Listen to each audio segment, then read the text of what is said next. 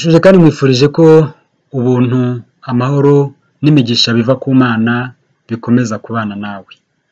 Ngushimiye uyu mwanya ufashe wo kuntega amatwi. Icyo nshaka kuganira nawe mu minota mike ni ukuvuga intego y'iki kiganiro.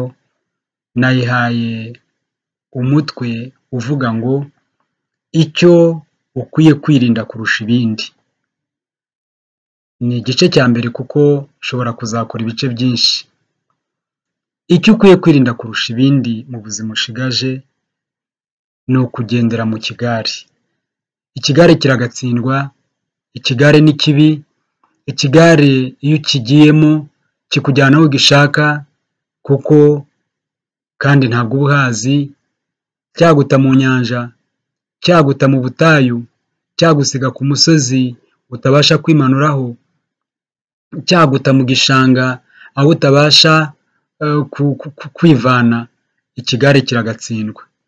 Ikigare kiboneka mu byiciro byinshi, ariko muri uno mwanya nifuje kuganira nawe kwirinda ikigare kirebana n'ubukwe.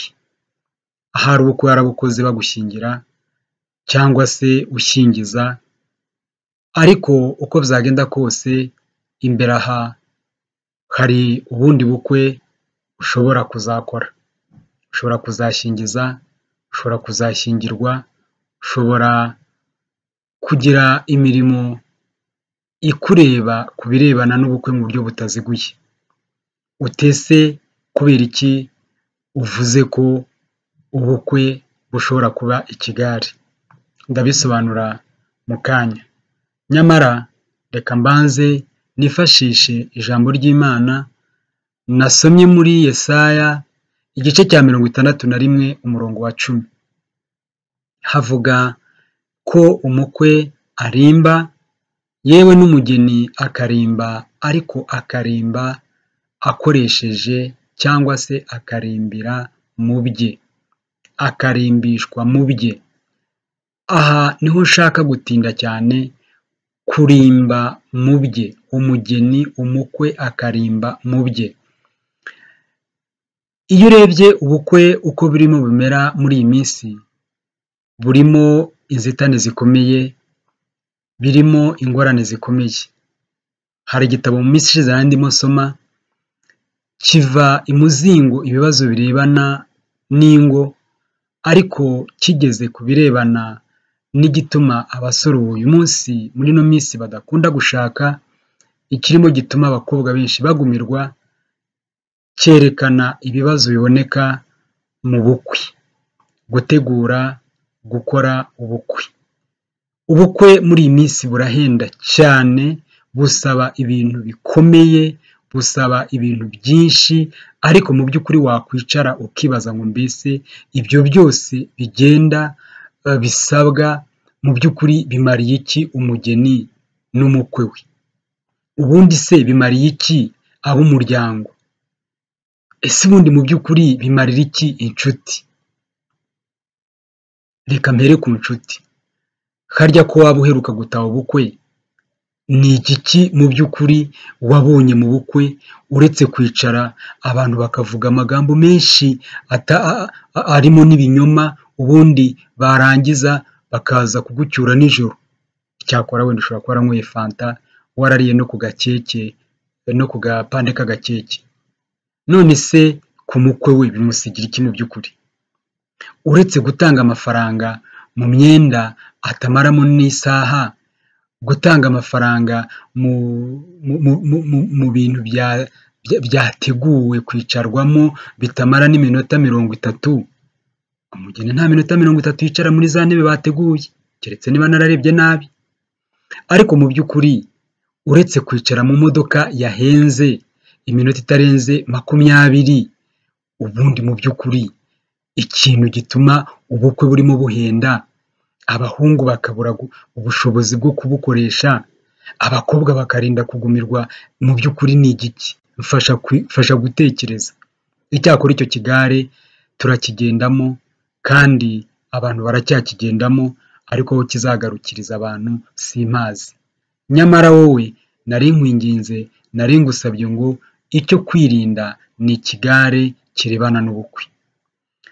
Unyumve neza muvandimwe, simvuze ko kurimba mu bukwe, simvuze ko kudekora neza, simvuze ko kugenda mu modoka nziza, simvuze, ariko se bitekereze nawe umbwire, harya nyuma y'ubukwe hasigara iki? Amadeni? Hasigara iki? Rero nagira ngo muri kano kanya mu by'ukuri nubwo bitakumvikana neza, ariko hakwiye kugira impinduka ziba, ikigare kirebana n'ubukwe bwo muri iyi minsi kikagabanya umuvuduko, byashoboka kikaba cyagendamo abantu bake cyangwa se mbarwa. Icyakora wowe nanjye twari dukwiye kuba tubitekereza kugira ngo turebe umusanzu dukwiye guha iki gihugu cyacu, dukwiye guha ababyiruka bacu. Reka tubanze turebe hambere ubukwe bwabaga mu buryo butavunana, mu buryo bureshya n'umuryango, ari naho bavugaga yuko umuntu ashobora gutanga inkwano akurikije uko atunze. Ariko uyu munsi mu bukwe umuntu aricara ati tugukoshe duti? Tugukoshe nk'umutunzi cyangwa tugukoshe nk'umworozi? Umuntu akihanukira ati munkoshe nk'umutunzi, kandi nta rwuri, kandi nta n'impumarutaro. Munyumve neza, birashoboka ko umuco waba ari uko nguko ubisaba, ariko se koko reka turebe uko byagendaga muri make. Umuntu yarambagizwaga mu buryo butandukanye n'ubw'ubu, aho wenda ntacyo bitwaye, harimo ibyiza hakabamo n'ibibi. Wenda abasore bacu ntibarambagizanye n'abakobwa bacu, ariko si iyo hageraga mu buryo bwo gutegura ubukwe, imiryango yaricaraga ikaganira. Ntabwo abasore cyangwa se abakobwa bagenaga uko ibintu bikwiye kugenda. Imiryango yaricaraga bakareba ubushobozi, hanyuma bakagena uko bizagenda. Yewe hari n'aho imiryango yashoboraga guhana abageni nta nkwano zitanzwe, kandi bakazagira urugo rwiza, ndetse bazubaka baremya bakaba bashobora kugira icyo bakora hirya yaho. Ariko si uyu munsi, basore bakobwa, uyu munsi birakwiye yuko umusaza yicara agategekwa ibikwiye gukorwa, ibikwiye gukorwa, ibikwiye gukorwa. Hakwiye kuba impinduka, kandi hakwiye kuba ubukangurambaga. Erega ubwo natangiye nyamuneka. Kandi iyo ubukwe bwabaga, ntabwo abantu bakoraga ibisumbanye n'uko bareshya. Erega nyamuneka ngo inkezi ikera uko ireshya, ishatse kwisumbukuruza ishobora gukerera ishami iryicayeho, ryarangiza rikayihanura, ariko inkezi ikera uko ireshya. None se kuko umusore n'umushahara we ntubasha kuvamo ibikenewe byose, hanyuma umusaza cyangwa se umukobwa bagomba kubakana ati ni miliyoni ibihumbi magana? Nyamuneka ubwo ntabwo byari bikwiye yuko ibi bintu byo kwigana kwa kanaka uko bakosheje byari bikwiye kuba bivaho. Erega nyamuneka umuntu ashobora gukwa inyana 8 kuko batunze amashyo. Erega umuntu ashobora gukwa rava kubera ko afite amarange rova. Abakosha nimutekereze ku bakobwa banyu, kandi abakwa namwe nimutekereze ku bushobozi buzatunga uwo mugiye gukwa. Hanyuma kandi n'ibyo mwaka nabyo mutekereze niba mubyaka mu rukundo, kuko ukwiye gutuma umugeni ngo azaza nibi natabizana, ntabwo ari byo. Nyamara hari hakwiriye ikiganiro cy'imiryango. Hanyuma icyo gihe mbona hakwiye kugira impinduka zivuye ku bakobwa n'abahungu. Nimureke kwigana abakoze ubukwe ejo, nimwicare murebe imiryango mukomokamo, nimwicare murebe icyo mugiye gukora.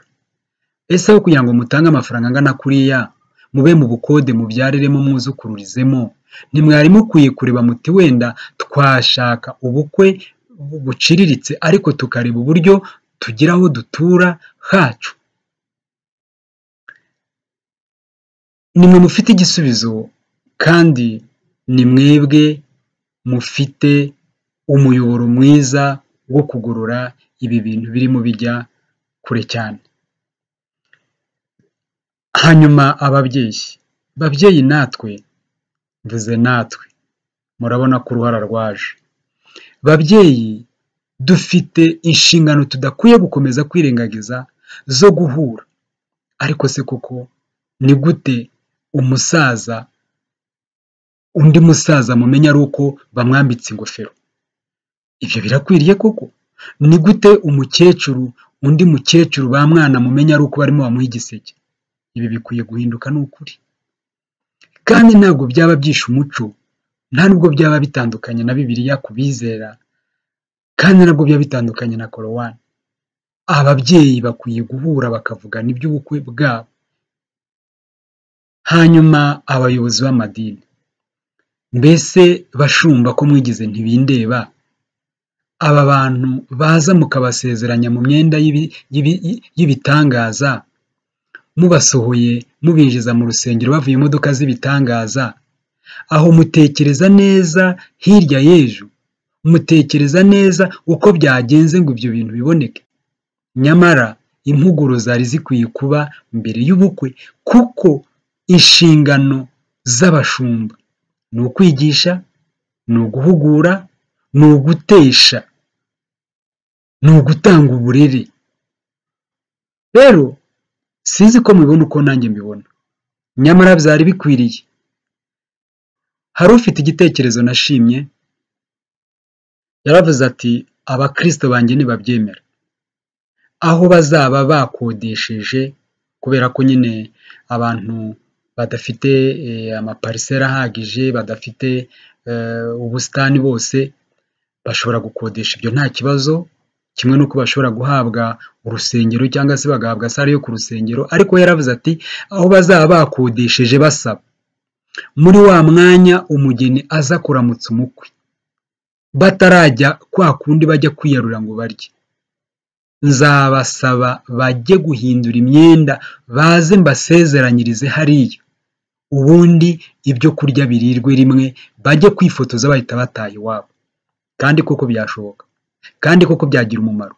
Uzi ko bishobora no kugabanya ya masaha y'ijoro abantu baruha bagacoka. Yetiro yagiriye inama Mose ati reka ndanjye ndabisuzuma, ariko nawe yarabwiye ati bibaze Imana. Nimubisuzume bakozi b'Imana, kuko abo mushumbye bashobora kuzahura n'ingorane zikomeye.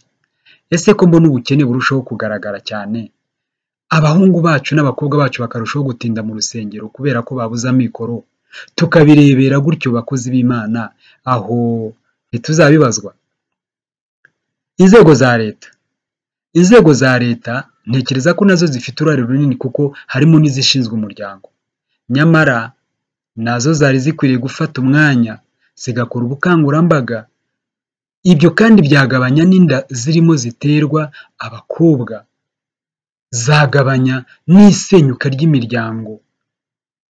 Ubwo bukangurambaga burakenewe, abantu bagahwiturirwa, bagakangurirwa, bakigishwa gukora ubukwe bugendanye n'amikoro y'umuntu. Abafite amamiliyari n'amamiliyari, yes, nibakora ubukwe, ndetse umugeni n'umukwe bashaka bagende mu ndege, ni ukuri bakorere ubukwe, nibashaka babukorere mu kirwa cya hehe. Ariko se abaciriritse, abakene, abafite amikoro make, bo ntibakwiriye gukorerwa ubukangurambaga bakabyumva? Ababyeyi rero namwe umwanya urakenewe. Ariko se umuhungu araza umuciye miliyoni ibihumbi magana, ni ukubimuca kuko ni nk'ikiguzi. Ese ubwo byari bikwiriye? Mu by'ukuri sinshaka kurambirana, ariko nashakaga kwibutsa yuko ikigare cy'ubukwe cyari gikwiye gufatirwa feri, cyari gikwiye gushyirirwaho bariyeri. iki kigare kirajyana umuryango nyarwanda he kuko bavandimwe? Inkezi ikira uko ireshya, turareshya irashonjesha, kandi urwiganwa rw'umunyabwenge buke rwamushyize ku karubanda abiciro ry'umugani. Navugaga nti ikigare cy'ubukwe gikwiye gushyirwaho bariyeri, umuryango ugakoresha ubukwe uko ureshya, maze kugumirwa no gusazira mu muryango bikagabanuka, hanyuma abantu bagasugira bagasagamba, kandi aho gutinda mu bukode kubera gutanga amafaranga menshi mu bukwe, umuntu akagira aho atura, akarera abana atekanye mu mutima. Murakoze, nkeneye komenti zanyu rwose muzime, nkeneye share iyi video igere kuri benshi kugira ngo ikigare cy'ubukwe gishyirweho bariyeri, kandi ukore like, utabyemeye ukande kuri cya gikumwe kiriba hasi, ubishyigikiye kanda kuri kiriya gikumwe kivuga ngo kiriba hejuru. Hanyuma ndagushimiye umwanya wampaye, kandi ntabwo natandukiriye, nkwibutse ko muri Yesaya igice cya 61 umurongo wa 10 havuze ngo umugeni akarimba mu bye. Umugeni wari ukwiye kurimba mu byawe, aho gukodesha imyenda idafite mu by'ukuri imyenda idafite no kwambarwa umwanya munini, ahubwo ukadodesha ibyawe uzanambara n'ikindi gihe. Harya ubundi ubwo tugiye dushyingirwa, harya ubwo uwashyingirwa yakenyeye umukenyero mwiza, yiteye neza, yambaye ivara, ubundi akazawukenyera na cya gihe, ubundi ubwo byatwara iki? Nyamara ibi bitekerezo bishobora kuba atari ibitekerezo biri filozofike idakwiye kuba yumvikana, ahubwo byari bikwiye kuba byumvikana kugira ngo bisige tutambaye, tudasheshe, tudasesaguye, maze ejo tuzabe dufite ibidutunga n'ibibebe byacu. Imana ibahereze umugisha. Murakoze.